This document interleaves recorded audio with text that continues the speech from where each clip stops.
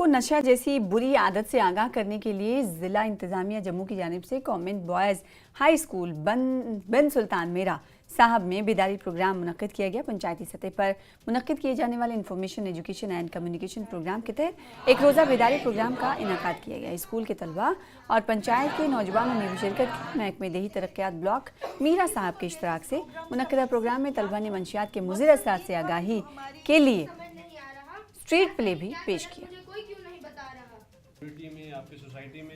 की तरफ से हर मंडे एक सीरीज़ ऑफ इवेंट कराए जा रहे हैं। हर ब्लॉक में 2 पंचायतें every Monday are being covered और इसका पर्पस यही है कि पंचायत लेवल तक ये मैसेज पहुंचे कि जो ड्रग का मेनेस है वो सोसाइटी में बहुत ही ज़्यादा सीरियस है। ये सिर्फ फिज़िकली हार्म नहीं करता इंसान को, मेंटली भी करता है। और सिर्फ एक इंसान को ही नहीं, जब कोई एक इंसान ड्रग एडिक्ट हो जाता है तो पूरी की पूरी फैमिली को अफेक्ट करता है और पूरी की पूरी फैमिली इससे सफ़र करती है।